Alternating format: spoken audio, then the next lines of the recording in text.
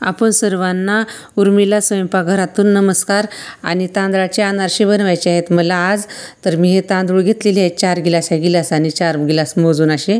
आणि हे पाण्याने धुवून घ्यायचे स्वच्छ. आणि हे 3 दिवस भिजू घातले होते मी असे तांदूळ. असे 4 गिलास मोजून घ्यायले मी हे तांदूळ तुम्हाला दाखवायले. आता हे पाण्याने धुवून घ्यायले. हे आता असे स्वच्छ धुवून घेते 2-3 पाण्याने. चांगलं पांढरं पाणी जाऊस्तर हाताने घासून ते स्वच्छ धुतलेले आहेत असे तांदूळ. असे तुम्ही पाहू शकता. हे महालक्ष्मीच्या फराळाचं बनवायले मी अनारसे हे. आता हे असं पाणी काढून घेतलेलं आहे. आता मी हे याच्यामध्ये 2दा-3दा काढून घेतलं. आणि मग स्वच्छ पाण्याने आणि एक बार हे स्वच्छ पाणी निघुस्तर काढून घेतलेलं आहे सगळं मी. आणि मग आणखीन पाणी टाकून झाकून ठेवलेलं आहे मी आता हे प्लेटने असं.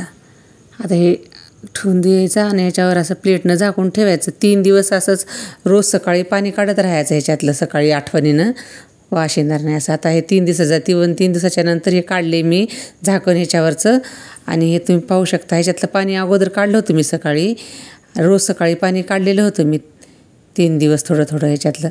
आता हे असं काढून घ्यायचं पाणी आणि मग स्वच्छ पाणी टाकून आणखीन धुवून घ्यायचं आता एक बार असा.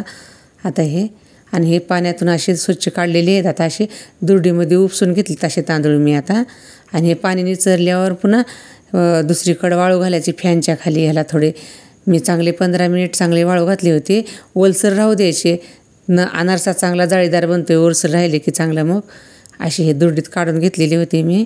पाणी निचरू दिलं आणि मग ते कपड्यावर टाकली होती मी. वाळू घातली होती थोडी वेळ फॅनच्या हवेला. उन्हाला वाळू घालायची नाही, फॅनच्या हवेलाच वाळू घालायची. आणि ओरसला असतानाच दळून आणायची. गिरणीवरून दळून आणली होती आम्ही अशी हाडकं घालून. आता हे असे टाकले होते 4 गिलास आहेत हे फॅनच्या हवेला. आणि मग असे वाळलेले आहेत आता हे.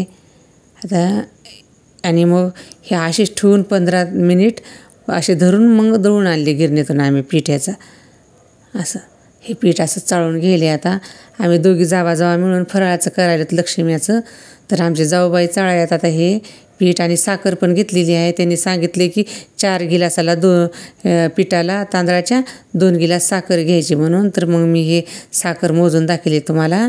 आणि हे मिक्सरमधून काढणार आहे साखर मी आता. हे बारीक पीठ करून घ्यायचं आहे साखरेचं. आता असं मिक्सरमध्ये टाकलेलं आहे मी आता. हे आता दळून घेते मी.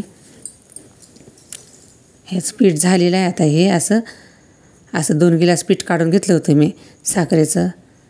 आता हे चाळून घेतलं आहे त्यांनी तोपर्यंत सगळं पीठ. 4 गिलास पीठ चाळून घेतले. आमची जाऊबाई खूप छान स्वयंपाक करतात. हे आता हे घेतलेलं आहे मी आता हे पीठ 2 गिलास. अगोदर तिने 2 गिलास पीठ घेतलं आणि 2 गिलास साखर पण घेतली आता इकडची. हे बघा अशी टाकून घेतलेली आहे तिने. ही 1 गिलास झाली आणि 1 गिलास टाकायचं. आता ते 2 गिलासाला 1 गिलास टाकले त्याने. आता मग आणखीन 2 गिलास पीठ घेणार आणि 1 गिलास साखर टाकणार.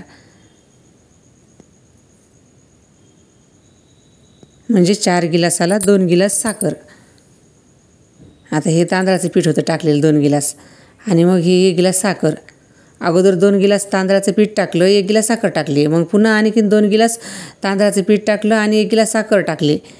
आणि मग हे आता हे असं भिजून घ्यायला ते आता सगळं. आणि दूध घेतलं होतं मी एवढं कपभर. पण त्या नको म्हणल्या. थोडंसंच दूध हातावर घेतलं म्हणजे ते तांदूळ ओलेच होते ना.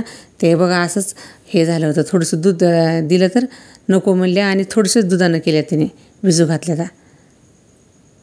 थोडंसंच दूध लागलं होतं. म्हणजे आपल्या चमचनी 2 चमच जेवण करायच्या चमच्याने फक्त दूध 2 चमचे टाकून एवढं छान पीठ आपलं असं नरम झालेलं आहे. असे गोळे करून ठेवले होते त्यांनी. असे 5-6 गोळे झाले होते पिठाचे. आणि मग हे झाकून ठेवलं होतं थोडं वेळ त्यांनी. झाकून असं 1 दिवस ठेवून दुसऱ्या दिवशी अनारसे करायचे आपण. आता हे खसखस टाकलेली आहे प्लेटवर मी. आता हे प्लेटवर खसखस अशी टाकून घेऊन असे गोल गोल गोल गोल केले होते अनारसे.